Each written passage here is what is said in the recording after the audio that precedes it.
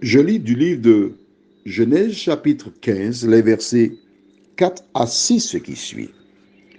Alors la parole de l'Éternel lui fut adressée ainsi. Ce n'est pas lui qui sera ton héritier, mais c'est celui qui sortira de tes entrailles qui sera ton héritier. Et, après l'avoir conduit dehors, il dit, regarde vers le ciel et compte les étoiles, si tu peux les compter. Et il lui dit, telle sera ta postérité.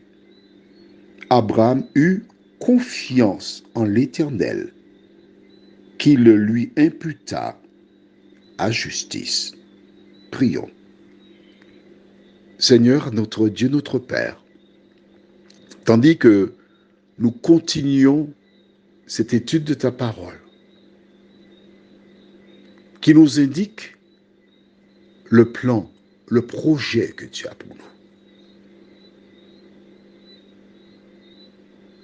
De nous aider à comprendre le fonctionnement de celles et ceux qui nous ont précédés, à tirer des leçons et à avancer, car ta parole nous permet de te connaître, nous t'en prions. Au nom de Jésus, pour ta gloire éternelle. Amen. Il avait 75 ans lorsque Dieu l'appela. Abraham, c'est son nom, laissa sa patrie, laissa tout, et il partit. Je voudrais rappeler qu'Abraham n'était pas le seul à aimer Dieu, mais l'Éternel l'a choisi, car de sa postérité devait naître le sauveur de la race humaine. Il s'en alla, accompagné de son neveu Lot, qui probablement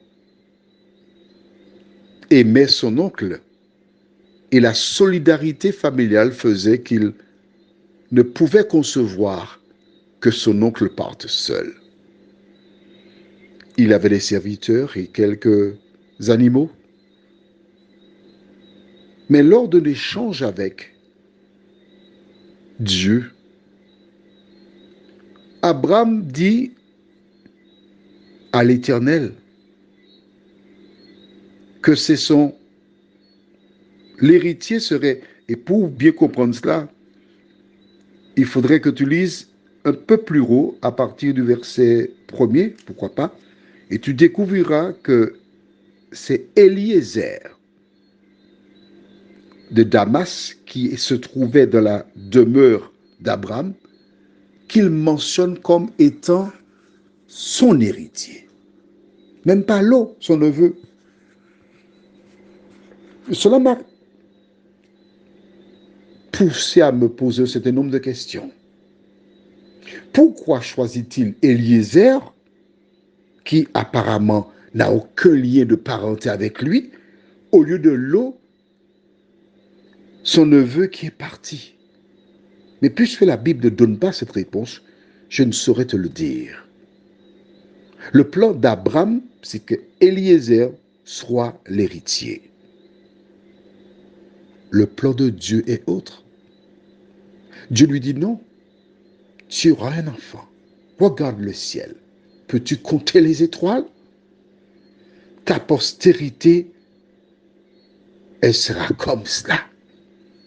Un homme qui a plus de 75 ans à l'époque. Pourquoi ces versets sont-ils dans la Bible? C'est pour te montrer que telle voie paraît droite à un homme, mais son issue, c'est la mort.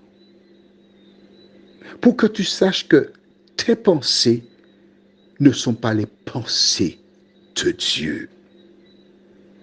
Voilà pourquoi lorsque tu prends la Bible pour la lire, tu dois mettre de côté tes pensées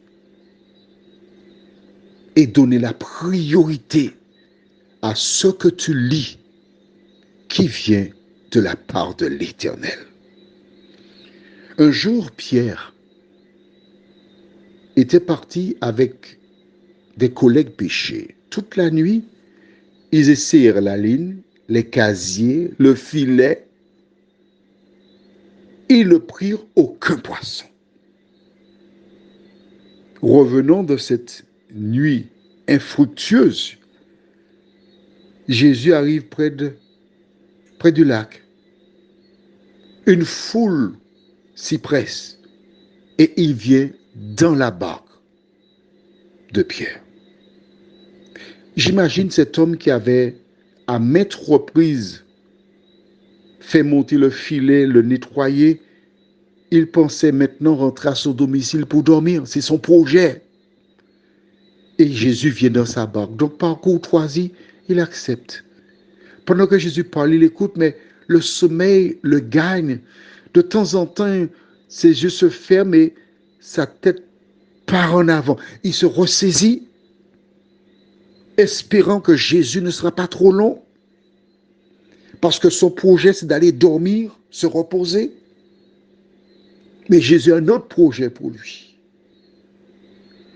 Et quand il achève son discours, il dit, enfin, je peux aller dormir.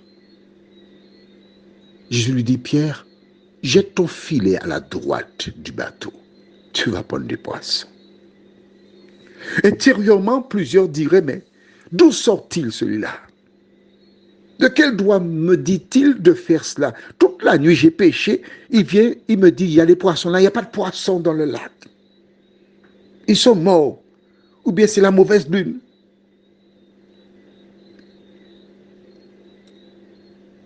Mais Pierre répondit, Seigneur, nous avons pêché toute la nuit et nous n'avons rien pris. Ce qui est un peu la même chose, un tout petit peu. En clair, on a fait tout ce qu'on pouvait. Et je voudrais dire à l'une de mes filles adoptives, Lily en l'occurrence, Pierre a fait tout ce qu'il pouvait. Mais Jésus est venu de la barque de Pierre pour transformer la situation. C'est pourquoi qu'il continue en disant, mais sur ta parole, Seigneur, je m'appuie sur ce que tu dis, je vais jeter le filet. Et quand il jeta le filet, la Bible déclare qu'il y avait une grande quantité de poissons. Il fit appel à d'autres pêcheurs pour l'aider à les récupérer. Jusqu'à présent, ta vie, ce sont échec sur échec. Tu as tout fait. Tu n'y arrives pas.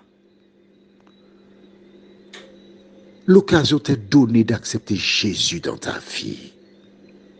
Et une fois que tu l'acceptes, de mettre en pratique sa parole. Et comme Pierre, tu recevras des bénédictions. Abraham pensait à Eliezer, mais Dieu avait un projet magnifique pour lui. Il en est de même pour toi. Veux-tu du projet de Dieu ou continuer à te battre comme Don Quichotte? Prions. Seigneur, avant d'énoncer à Dieu qu'Eliezer était son héritier, probablement Abraham en avait parlé à son épouse. Ils avaient mûrement réfléchi et décidé de le faire. Nous avons nos projets, mais face à ta parole, de nous aider à l'accepter, nous t'en prions. Au nom de Jésus pour ta gloire éternelle. Amen. Je te souhaite une bonne nuit sous le regard de Dieu.